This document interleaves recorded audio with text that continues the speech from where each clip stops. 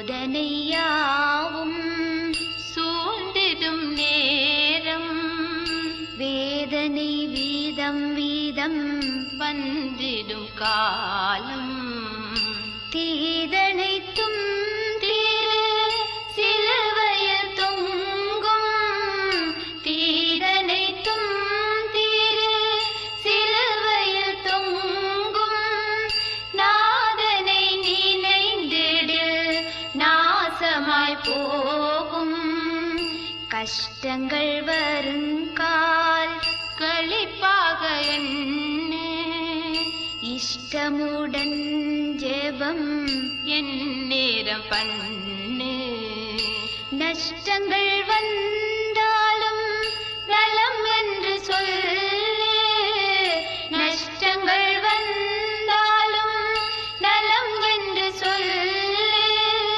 துஷ்டனின் சூழ்ச்சியை தூயனாய் வெல்லு நெஞ்சமே வீணாய் நெஞ்சமே வீணாய் சோர்ந்து போகாதே.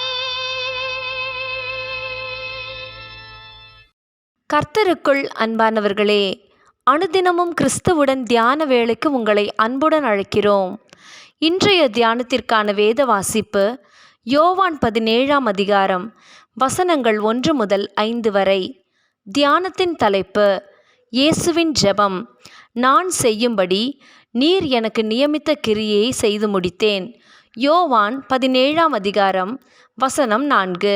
இந்த அதிகாரத்தில் இயேசு செய்த நீண்ட ஜெபத்தை யோவான் பதிவு செய்துள்ளார்.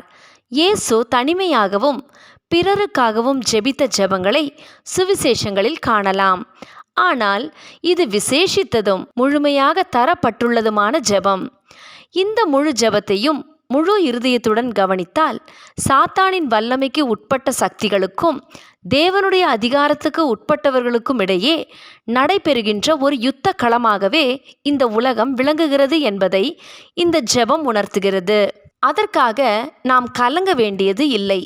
ஏனெனில் இந்த போராட்டத்தில் தேவன் தமது பிள்ளைகளை சாத்தானின் வல்லமையிலிருந்து விலக்கி பாதுகாத்து பரிசுத்தப்படுத்தி சத்தியத்தில் நிலைத்திருக்க உதவ வேண்டுமென்று இயேசு பாரத்துடன் ஜெபிக்கிறதை காண்கிறோம். தமது வேளை வந்துவிட்டதை உணர்ந்தும் நமது ஆண்டவர் தமக்காக ஜெபிக்காமல் நமக்காக ஜெபித்தாரே, இந்த செயல் நமது இருதயத்தை உடைக்காதோ? இந்த ஜெபத்தை 3 பகுதிகளாக பிரித்து பார்க்கலாம். முதற் பகுதியில் 2 முக்கிய விஷயங்களை நாம் கவனிக்க வேண்டும். முதலாவது நித்திய ஜீவன். நித்தியமாக வாழ்வதுதான் நித்திய ஜீவன் என்றுதான் நாம் எண்ணுவது உண்டு. அது சரிதான். ஆனால் மெய் தேவனாகிய உம்மையும் நீர் அனுப்பினவராகிய இயேசு கிறிஸ்துவையும் அறிவதே நித்திய ஜீவன் என்று இயேசு தெள்ளத் தெளிவாக அறிக்கை செய்வதை கவனிக்கவும். ஆம், நித்திய ஜீவனுக்குள் பிரவேசிப்பதற்கான ஒரே வழி குமாரன் இயேசுவினூடாக பிதாவை அறிவதே ஆகும். நித்திய ஜீவனை அடைவதற்கான ஒரே தேவை கிறிஸ்துவுக்குள் தேவனுடனான உறவே அல்லாமல் வேறெதுவும் இல்லை. நமது பாவங்களை விட்டு இயேசுவிடம் திரும்பும்போது பரிசுத்த ஆவியானவர் நமக்குள் வாசம் பண்ணி நம்மை நேர் பாதையில் நடத்தி பிதாவினிடத்தில் சேர்ப்பார். அடுத்ததாக மகிமைப்படுத்துதல். தேவனுடைய மகிமை என்பது அவருடைய குணாதிசயமும் பிரசன்னமும் ஆகும். ஆனால் மகிமைப்படுத்துதல் ஒரு செயல்பாடு. பூமியிலே உம்மை மகிமைப்படுத்தினேன் என்று ஜெபித்த ஆண்டவர் எப்படி அதை செய்து முடித்தார்? நான் செய்யும்படி நீர் எனக்கு நியமித்த கிரியையை செய்து முடித்தேன். இதுதான் மகிமைப்படுத்துதல். வெறுமனே பாடுவதில் ஜெபிப்பதில் அல்ல.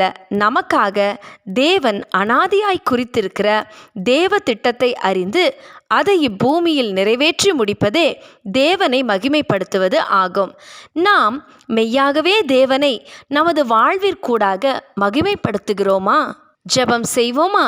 தேவனே, நீர் தந்த வாழ்நாட்களிலே எங்களுக்கு நீர் வைத்த திட்டங்களை நிறைவேற்றி முடிக்கவும் உம்மை மட்டுமே மகிமைப்படுத்தவும் கிருபை செய்யும். ஆமேன்.